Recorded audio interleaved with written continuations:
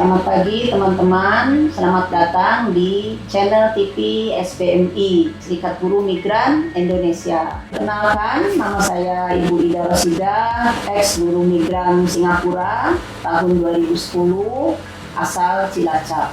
Hari ini kita kedatangan dua teman-teman untuk ngobrolin pengalaman bermigrasi. Silakan teman-teman perkenalkan. Perkenalkan, nama saya Sofi. Saya mantan pekerja migran Singapura yang berangkat pada tahun 1998 hingga tahun 2003. Asal saya dari Jember. Dan saya pribadi, nama saya Mei, mantan pekerja migran Singapura, berangkat pada tahun 2021 sampai 2023, asal saya dari Cirebon. Oke teman-teman, hari ini saya mau tanya-tanya sama mbak-mbak ini. Boleh ya mbak? Mau tanya-tanya sedikit ya mbak? Kita ngobrol nyantai aja ya, nggak usah inilah, nyantai pengalaman mbaknya selama kerja di luar negeri ya mbak. Oke, kita mulai ya sama mbak siapa dulu ya? Mbak Sofi ya, Mbak Sofi dulu yang Boleh. pengalaman. Saya mau tanya mbaknya kan kerja ke luar negeri sebagai pekerja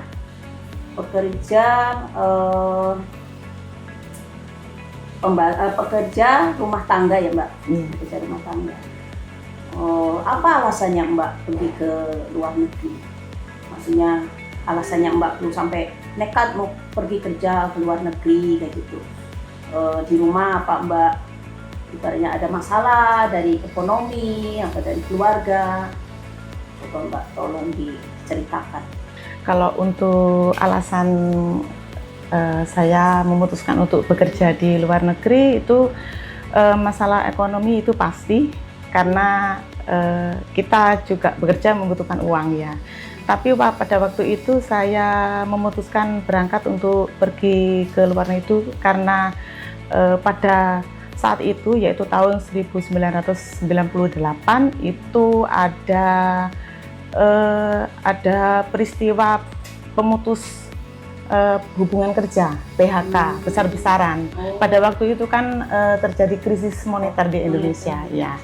Jadi tahun 1998. 98 ya, oh ya 98. Setelah mengalami PHK itu, saya mencoba mencari pekerjaan lain, pekerjaan domestik ya, tapi sulit untuk mendapatkan. Akhirnya dapat informasi dari teman saya putuskan untuk pergi ke luar negeri itu di Singapura, ke Singapura. Ya. Singapura. Ya. Tapi mbak masuk ke Singapurnya lewat apa mbak? Lewat jalur resmi. Jalur resmi. Iya, melalui PT. Oh, lewat PT ya. Itu kalau misalkan mbaknya lewat PT itu kan ada persyaratan-persyaratannya ya mbak? Persyaratannya itu ya administrasi itu pasti izin dari orang tua. Waktu itu izin dari orang tua, terus ditanyain kita dulu sekolahnya lulus apa gitu. Mungkin berkaitan dengan proses pembelajaran bahasa ya, karena di Singapura itu kan bahasanya yang dibutuhkan itu bahasa Inggris itu. Awalnya saya maunya ke Malaysia dulu, tapi ada teman saya menyarankan untuk pergi ke Singapura. Jadi iya. Jadi itu apa namanya, sebelum mbak berangkat ke sana tuh alasannya karena ada pemutusan kontrak kerja karena PHK lah ya, lagi moneter. Iya. Kalau Mbak Mei apa alasannya? Kalau saya pribadi nggak punya rencana ke Singapura. Oh, kok nggak punya rencana? Kenapa? Tapi karena berhubung saya masih punya tanggungan, punya usaha kontrakan, dan untuk biaya pembuatan kontrakannya itu saya mau bikin lebih bagusnya itu nggak cukup biaya, jadi saya berencana untuk pergi lagi ke Singapura. Punya Tapi kontrakan? Gimana Bu? Udah punya kontrakan? Alhamdulillah. Bagus ya. Udah 3 Bu. Jadi kerja ke sana itu ibaratnya hanya untuk tambahan, Oh, untuk menambah bikin kontrakan lagi yang baru. Pas waktu itu COVID sebenarnya Bu. Oh. Kita dilarang pergi ke Singapura karena COVID.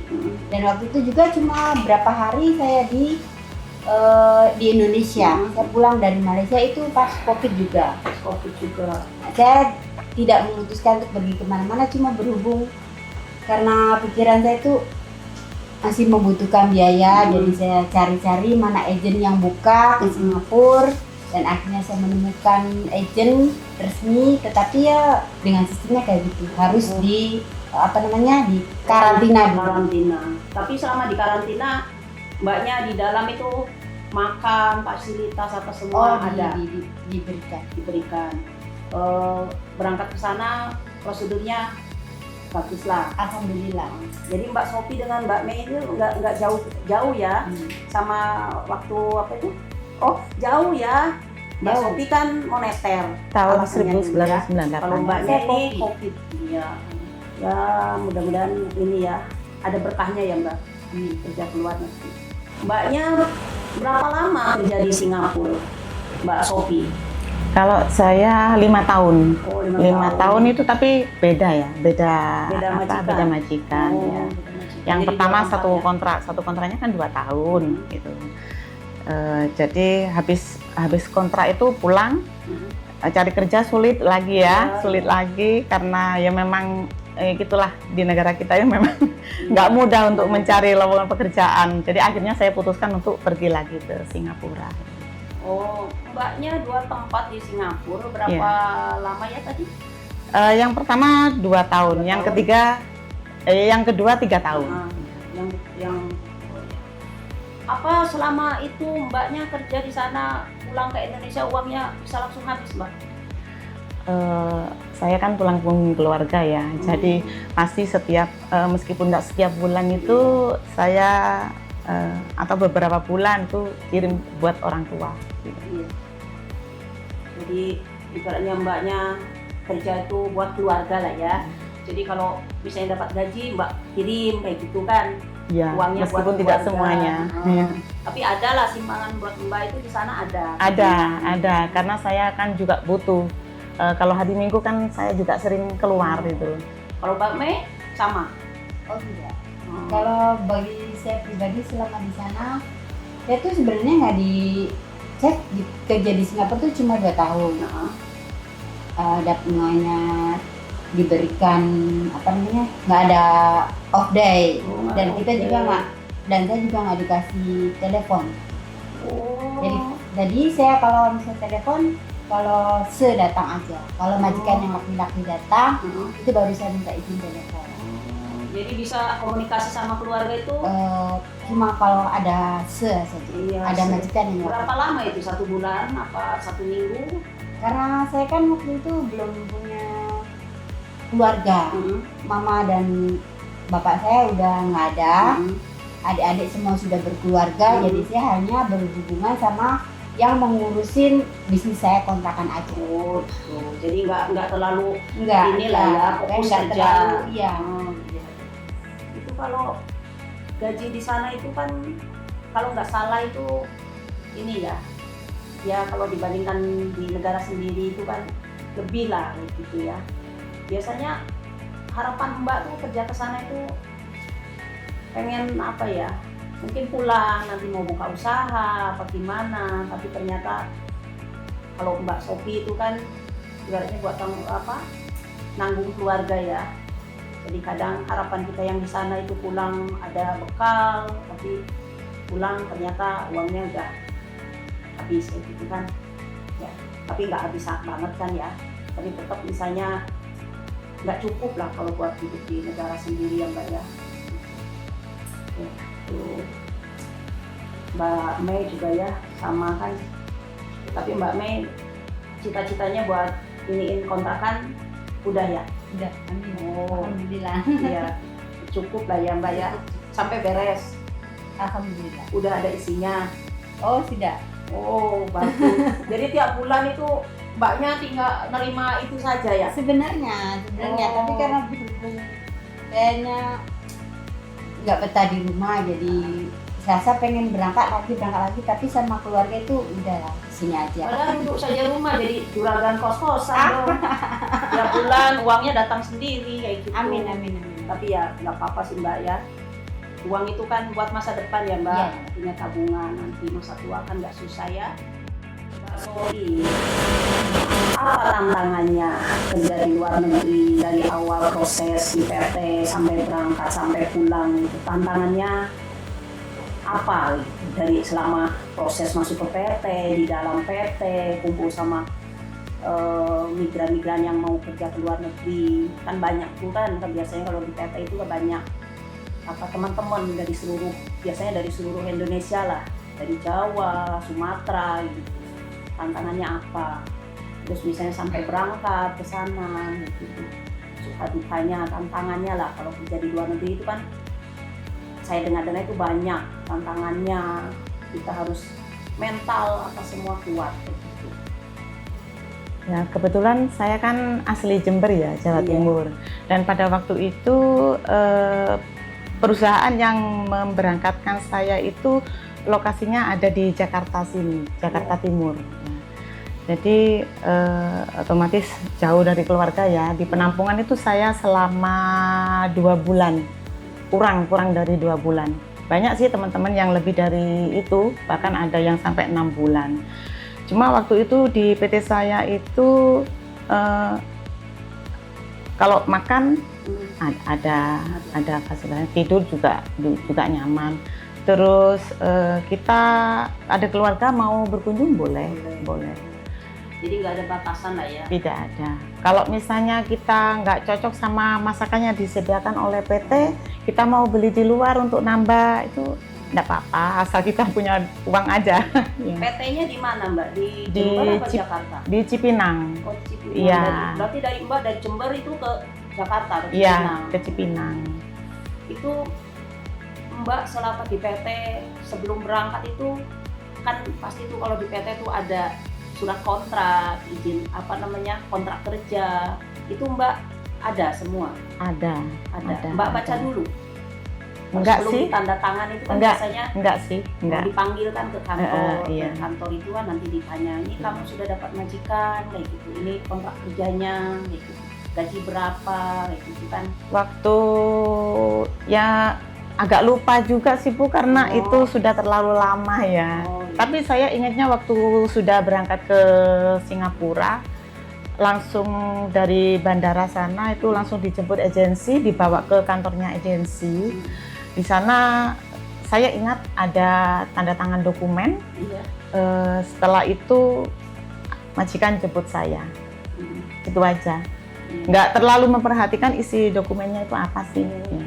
Seharusnya Mbak baca dulu, takutkan nanti perjanjian misalnya dari dari PT itu gajinya sekian, nanti tahu-tahu sudah sampai sana misalkan nominalnya misalkan 500, nanti Mbak cuma dikasih 300.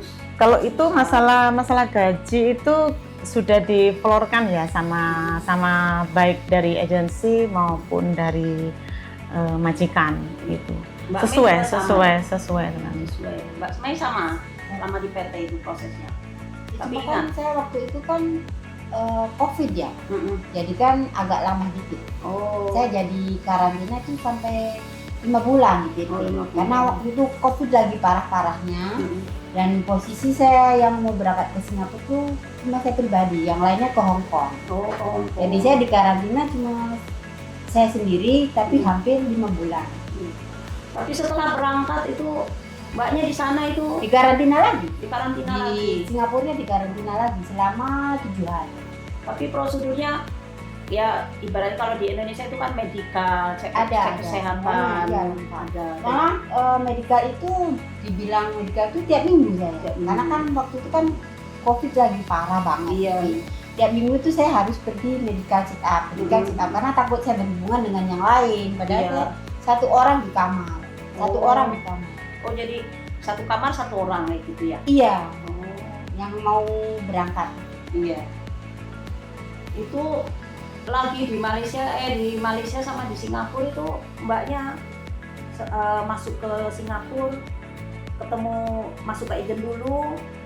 Berapa lama di agent itu? nggak minat, cuma beberapa jam aja. Oh beberapa kerja Iya, langsung ke rumah majikan. iya, langsung dijemput majikan. Tapi majikan bagus sama Mbak. Alhamdulillah baik. Semua ya. Iya, baik. Perlakuannya juga baik. Baik. Terus gajinya juga sesuai dengan yang Baik. dikatakan agensi. Gitu. Jadi selama kerja di Singapura, Mbak Sophie, Mbak Mei di Malaysia, nggak ada tantangan sama sekali. Maksudnya tantangan? Tantangan, ya namanya kita kerja kan, misalnya tantangannya majikan yang cerewet, apa yang ketemu anak yang nakal, anak majikan yang nakal, apa misalnya perlakuan yang nggak enak atau gimana, nggak ada. Kalau masalah cerewet sih mungkin penyesuaian ya. Kalau saya tidak menganggapnya itu cerewet karena dari Indonesia itu ke Singapura otomatis gaya hidup sama kehidupan sehari-hari itu nggak sama gitu loh. Saya anggap itu proses pembelajaran saya itu, penyesuaian. Mei juga sama ya, nggak ada ibaratnya tantangan yang berat kayak gitu, nggak Tidak ada, kesulitan cuma ya. sedikit masalah makanan. Oh, kenapa makanan? Makanan itu karena waktu itu kan di Singapura bagian masak itu bukan diserahkan sama saya. Selama masa potongan hampir 1 tahun itu neneknya yang masak. Jadi masalah makan itu sih cuma dikasih 1 mangkok kacang panjang, mangkok kecil tuh. Iya. Setiap hari itu. Tapi pakai nasi. Pakai nasi sih, cuma lauknya itu cuma itu aja. Dan itu belum diketahui sama majikan saya yang laki-laki. Ya jadi kalau majikan saya perempuan tahu dengan ibunya kan, nah majikan laki nggak tahu karena dia sibuk kerja, pulang malam pergi pagi. Lauknya nggak ada, kacang. Cuma saja. kacang panjang doang itu selama 1 tahun.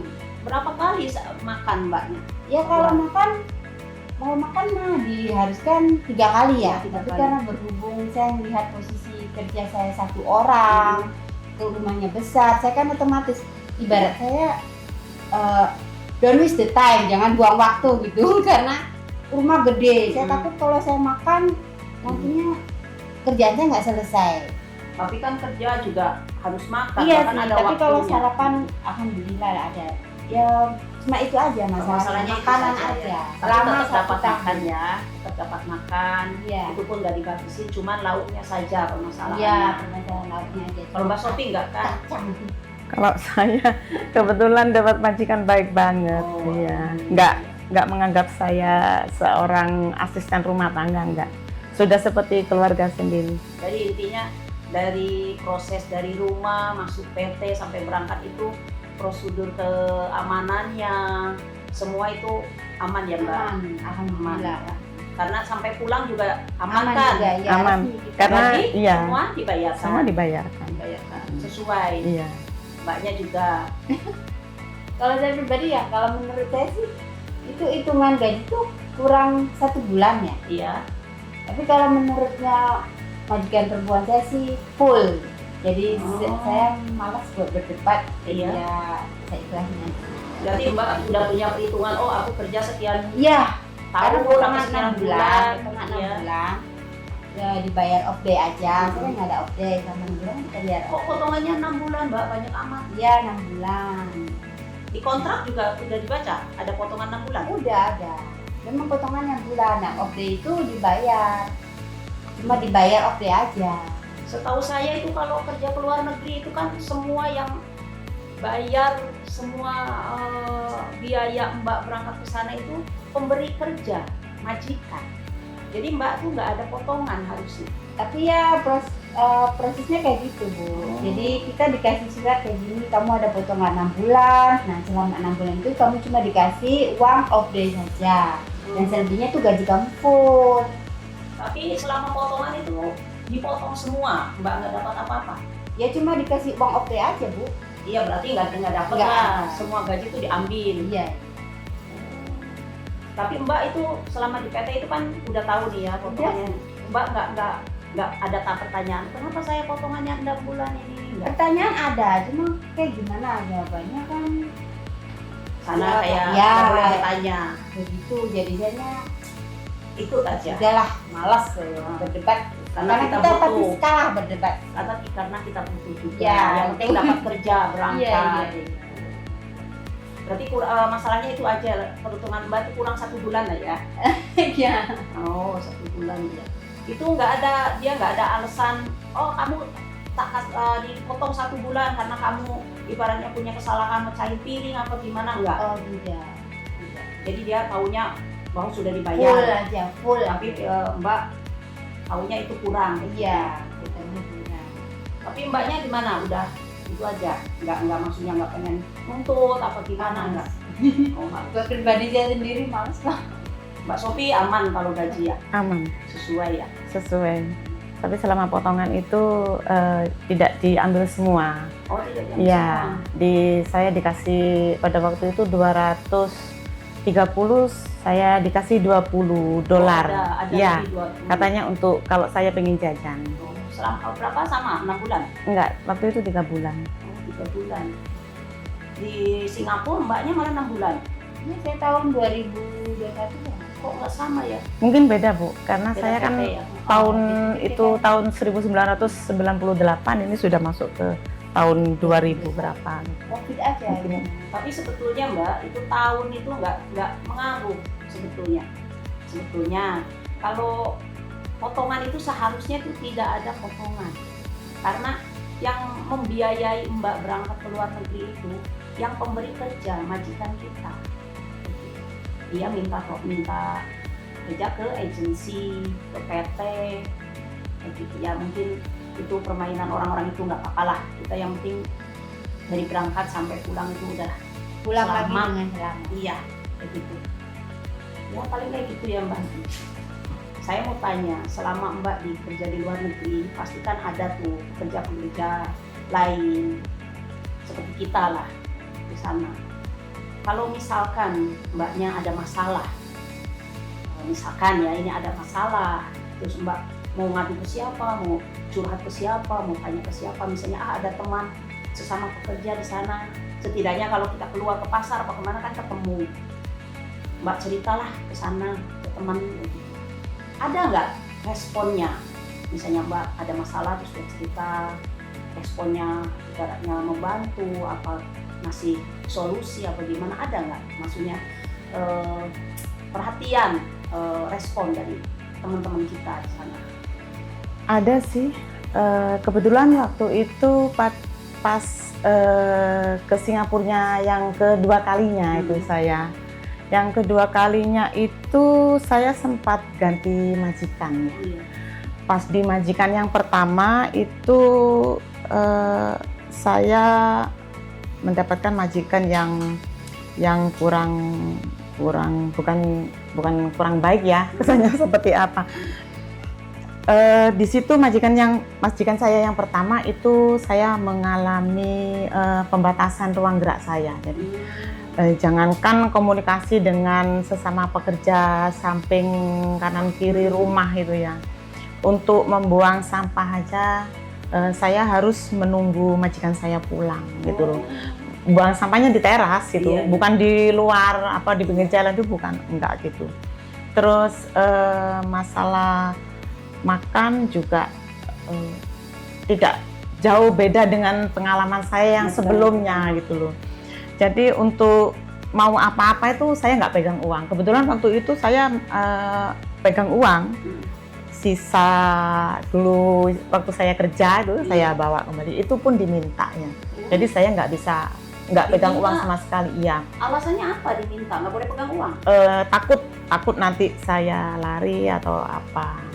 HP pun disita, bukan disita sih, disimpan gitu loh. Nanti kalau misalnya sudah pulang baru dikembalikan. Mbak nggak mencoba bertanya dengan majikan, kenapa saya nggak boleh pegang handphone, karena uang saya Tidak, nggak bertanya. Cuma karena saya merasa tidak nyaman, akhirnya saya dapat informasi dari teman sebelah, kebetulan sama-sama Indonesia. Memang sebelum saya bekerja di situ, semua orang yang pernah bekerja di situ itu memang cuma bertahan 1 bulan, 2 bulan, itu nggak sampai selesai, sering gonta-ganti pekerja. Ya, Terus kemudian teman saya menanyai saya, terus mbaknya mau apa gitu ya.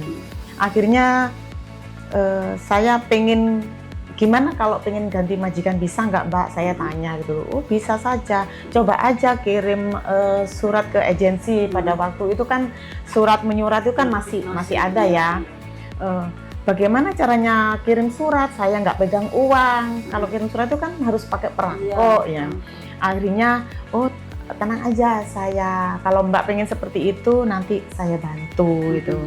Akhirnya besoknya saya dikasih amplop, dikasih kertas sama pulpennya, itu saya suruh nulis keinginan saya, terus sama perangkonya juga. Setelah nulis saya titipkan itu teman saya yang sebelah itu, teman saya yang mengirimkan ke pos. Berarti itu. ada respon lah. Iya, itu. Mbak juga kan tahu, oh ada temen nih, minta tolonglah coba Iya. gitu. Ternyata Malah direspon Mbak. sering ngasih saya makan. Iya. Iya. Tapi ada respon lah ya Mbak. Iya. Jadi sesama pekerja itu ada solidaritasnya. Iya, Mbak alhamdulillah. Mei ada. Ada gitu. Ada. Makanya saya Permasalahannya apa bertahan itu? sampai 2 tahun itu karena dia lihat sendiri bagaimana saya mendapatkan jatah makanan gitu. Jadi dia ngelihat kan di belakang rumah saya. Iya. Jadi tiap dia masak itu dia pasti akan sisakan makan. Tapi lewat belakang. Sembunyikan makan dia. Jadi saya bisa bertahan, bisa makan, bisa sehat ya karena dia itu. Ada kepedulian Iya. ya sesama pekerja Dan ya. alhamdulillah sampai sekarang juga masih bisa berhubungan. Itu Jadi seperti orang mana saudara. itu Mbak? Orang Indonesia atau orang luar? Orang Indonesia sih, orang daerah Indramayu. Oh, kan ada juga di luar negeri itu, Singapura itu kan ada orang Filipina, Ya, Myanmar, ya. kayak gitu ya. Tapi orang Indonesia. Orang Indonesia. Berarti kalau Mbak ada kesulitan itu di luar negeri itu, kalau kita mau bercerita ke teman itu pasti direspon ya. Pastilah. Ada. Apalagi kita yang sama-sama dari Indonesia. Iya. Tapi nggak ada masalah ya Mbak ya. Tidak, cuma makan aja itu yang Makan masalah aja. saya. Mbaknya yang ke satu oke, yang kedua nggak oke gitu ya. Tantangannya itu kalau kerja di luar negeri ya Mbak ya. Gitu. Tapi mbak ini bertahan karena kita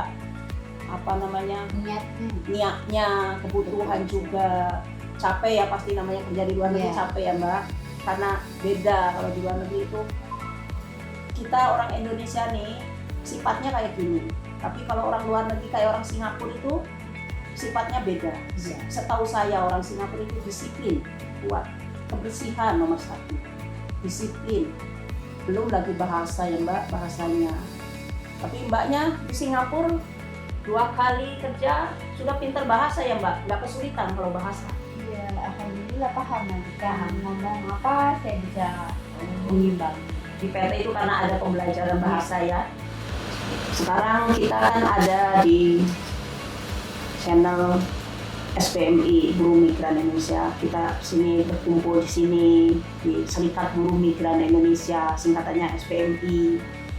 Nah, saya mau tanya dengan Mbak Mei dari Cirebon, Mbak Sofi jauh-jauh dari Jember. Apa harapannya Mbak bisa bergabung di serikat ini, di SPMI, Serikat Buruh Migran Indonesia ini? Apa harapannya? Apa kalau dibilang keuntungannya? Apa yang terpikir di Mbak Mei sama Mbak Sofi ini bisa bergabung di sini di SPMI? Apa saja? Awalnya itu dulu saya mau gabung di SBM ini ya. SBM itu yang saya tahu itu kan Serikat Buruh Migran Indonesia. Itu teman saya yang ngajakin untuk bergabung karena saya itu ex buruh migran gitu loh. Sebenarnya pengalaman saya kan selama jadi buruh migran itu hampir tidak mengalami hal-hal yang tidak diinginkan. Cuma dari lingkungan saya itu masih banyak pekerja migran yang mengalami tidak sesuai dengan apa yang harapkan. Jadi saya tertarik untuk gabung di SBMI ini karena masih banyaknya isu mengenai kekerasan yang dialami oleh pekerja migran, terutama perempuan gitu. Awalnya terutama perempuan, padahal pekerja migran itu ya nggak hanya perempuan ya, hanya laki-laki saja. Tapi awalnya saya termotivasi dari itu. Sedangkan di luaran sana, di lingkungan saya terutama ya, itu masih banyak pekerja migran yang non prosedural, tidak sesuai dengan prosedur. Jadi tidak memiliki dokumen-dokumen, terutama yang paling banyak itu di daerah saya itu di Malaysia itu. Kakak saya bahkan pernah seperti itu. Sementara yang saya tahu di SBM itu seperti yang dilakukan teman saya itu banyak melakukan pendampingan mengenai kasus-kasus permasalahan yang dialami oleh pekerja migran Indonesia di beberapa negara seperti itu. Mbak Mei sama? Jawabannya nggak jauh beda. Waktu itu pertama sebelum masuk sini kan saya ditanya dulu mau ikut pelatihan SBMI nggak? Itu Apa fokusnya itu apa gitu kan, kurang memahami gitu, karena saya fokus dalam bekerja aja. Pas itu diceritakan ini masalah pekerja kamu kan X katanya, pekerja migran. Jadi ini misalnya ada masalah pekerja migran yang ada yang punya masalah di luar negeri itu bisa diselesaikan melalui SBMI. Dan kalau misalnya kamu mengetahuinya, kamu bisa menyalurkannya, memberi pengarahannya kepada dia atau bisa melaporkannya juga kepada SBMI. Kan waktu itu juga pas ditanya juga siap nggak jadi anggota sini, katanya. Pas saya kan berhubung itu kan termasuk juga saya kurangnya jatah makanan itu kan termasuk juga. Jadi baik saya mengikutinya, saya masuk ke anggota ini, dan juga nanti saya pikir juga nanti suatu saat saya bisa memberikan pengetahuan. Karena banyak juga sih teman-teman saya yang mau pergi ke Singapura. Jadi sebelum mereka pergi, mereka harus setidaknya tahu dulu bahwa di sini ada suatu badan serikat buruh migran yang kalau sewaktu-waktu mereka ada masalah itu bisa melapor kepada SBMI. Itu yang membuat saya tertarik. Iya, bagus banget ya Mbak ya. Tapi kan SBMI ini kan kita kalau digabung di sini tuh kita nih sukarelawan, nggak dapat apa-apa gitu. Mbak Mei nggak ada kepikiran apa untungnya kita ikut ke sini ke SBMI ini nih, kan nggak dapat apa-apa, nggak dapat uang, nggak dapat apa, enggak. Jadi niatnya itu Mbak cuman pengalaman Mbak di luar negeri itu teman-teman yang lain itu biar tahu kayak gitu ya. Fungsinya SBM itu apa, setidaknya kalau Mbak bisa bergabung di sini kan tahu. Kemarin kan kita ada pembelajaran yang Mbak kemarin itu. Apa yang didapat dari pembelajaran kemarin itu tentang kampanye. Isi dari kampanye itu apa gitu. Kan kemarin kita sudah dapat pelatihan tuh. Apa yang didapatkan? Apa yang ibaratnya tergambar di Mbak itu kampanye itu? Kalau buat saya sendiri, kampanye itu mengenalkan semacam penyuluhan ya. Mengenalkan. Buat teman-teman yang mau berangkat ke Singapura gitu. Kalau misalnya nggak ke Singapura, suruh lah ya itu. Iya, kan banyak juga teman-teman saya yang kerja di Hong Kong, Taiwan gitu kan, dan mereka juga kayak seakan-akan tuh nggak terfokus pada pribadi mereka sendiri, keselamatan kerja mereka sendiri. Jadi kalau misalnya ada apa-apa kan saya bisa menceritakannya bagaimana kalau ada kesulitan atau apa, kita bisa memberikan solusi kepada mereka. Mbak Sofi, apa yang didapat kemarin dari pelatihan di SBMI yang intinya kampanye itu apa gitu? Menurut Mbak Sofi gimana? Kalau dari awal pelatihan ini ya banyak banget sih manfaatnya.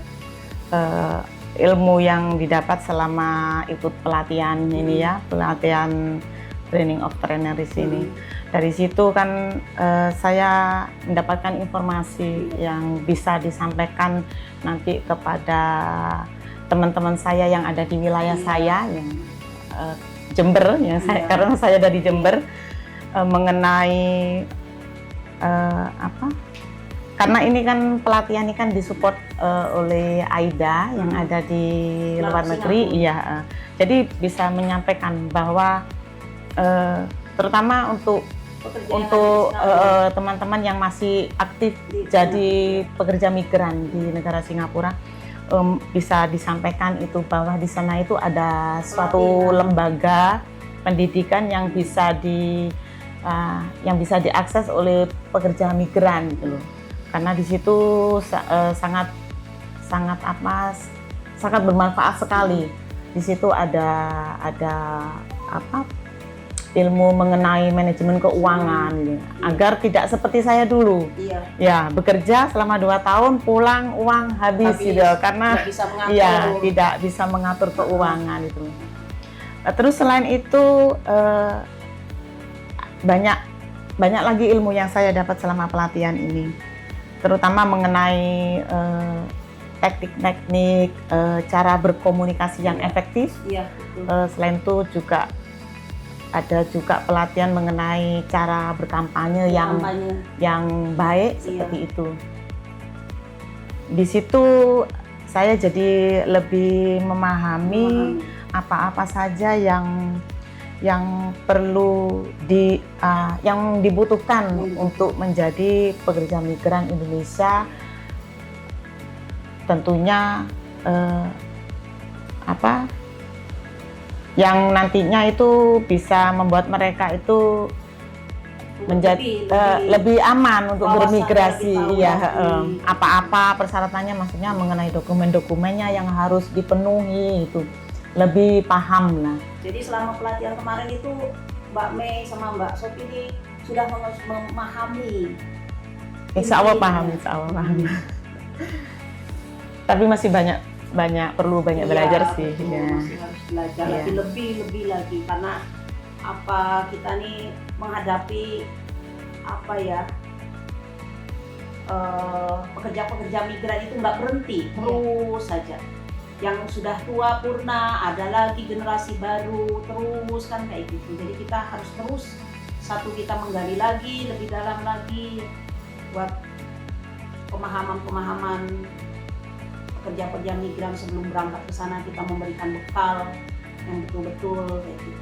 Satu lagi kemarin itu yang saya baru paham ya. Sebelumnya meskipun saya pernah menjadi sebagai pekerja migran, itu baru kemarin itu saya tahu bahwa saat ini itu ada peraturan perundang-undangan yang mengatur mengenai itu, yang menjelaskan mengenai bahwa pekerja migran yang berangkat ke Singapura itu sama sekali tidak dipungut biaya Ya, itu. tidak Itu dipungut biaya. segala sesuatunya itu sudah Ya. ditanggung oleh pemberi kerja. Dan Dipahami. itu sangat bermanfaat sekali, Iya. bisa saya sampaikan kepada teman-teman yang mau berangkat ke sana. Jadi ada pengalaman, ada pengetahuan Iya. dari ya Mbak. Kalau saya dulu kan masih ada ya, saya berangkatnya kan tahun 1998. Sementara peraturannya kan baru beberapa tahun. Jadi pesannya Kemarin. Mbak Sophie sama Mbak Mei ini ibaratnya kalau misalnya mau ngasih pesan ibaratnya ke teman-teman kita yang baru mau berangkat jadi pekerja migran di sana, itu setidaknya ada pengetahuan bahwa kayak gini, jangan mentang-mentang kita butuh nih mau kerja, yang penting dapat kerja, peraturannya ini biarpun dipotong gaji itu kita mau saja, setidaknya kita ada pengetahuan. Ya, benar. sekali. Kalau bisa ya kita bertanya dulu sebelum itu, bertanya dulu ke pihak penyalurnya gitu ya Mbak. Kemarin itu yang kita pelatihan, Mbaknya pelatihan itu kan ada pelatihan di SPM itu kan, tindak lanjutnya ke depannya itu bersama berdaya itu gimana itu Mbak? Harapan saya sih untuk hashtag bersama berdaya ya, itu tidak hanya saat ini saja. Harapan saya itu tetap terus berjalan karena yang bekerja di luar negeri ini bukan hanya Singapura saja ya, itu banyak setiap harinya gitu loh, dan itu terus menerus, entah sampai kapan kan kita nggak tahu. Harapan saya itu untuk hashtag bersama berdaya itu tetap ada dan tetap konsisten untuk menyuarakan menyuarakan hak-hak keadilan. Iya.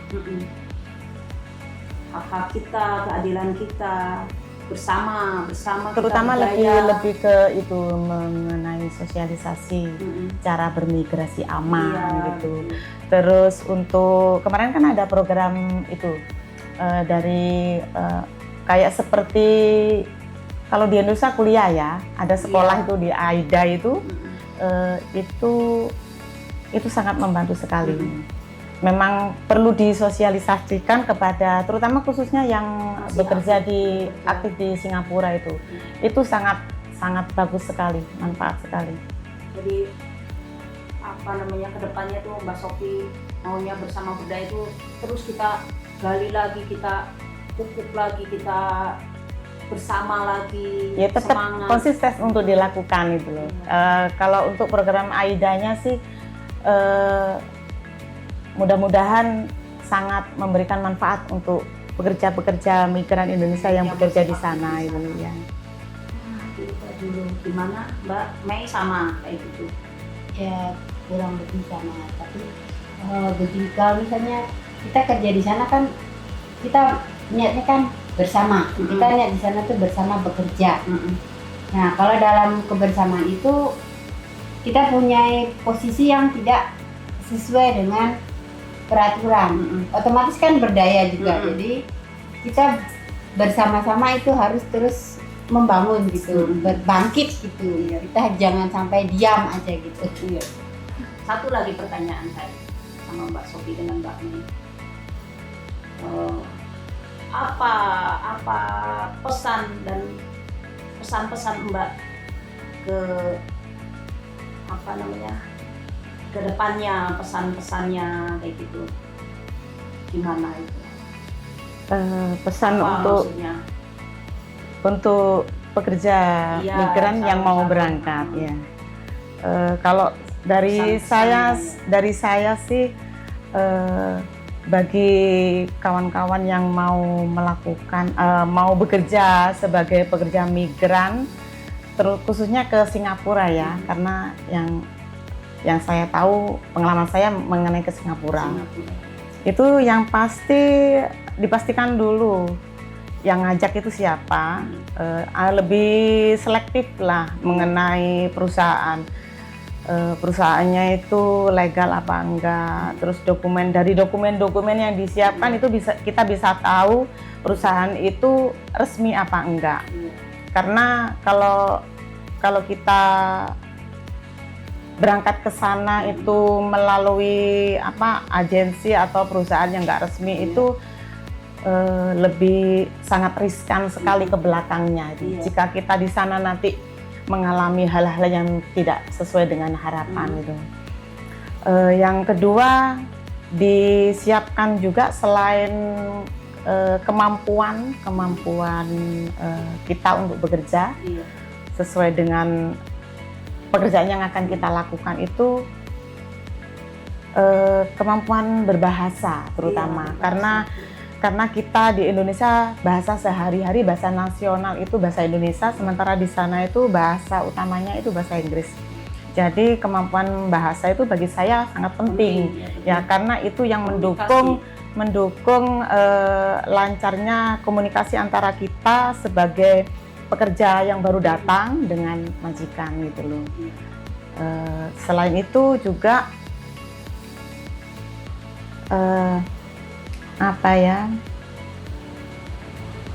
jujur sih, iya jujur, kerja harus jujur. Gimana? Buat saya, pesan-pesannya ya. Buat khususnya pesannya saya itu buat calon-calon para pekerja migran itu kan kebanyakan kan hanya bekerja saja dapat uang dan terima gaji, Iya. tidak tahu peraturan apa dan Syarat-syaratnya syarat apa. penempatannya gimana.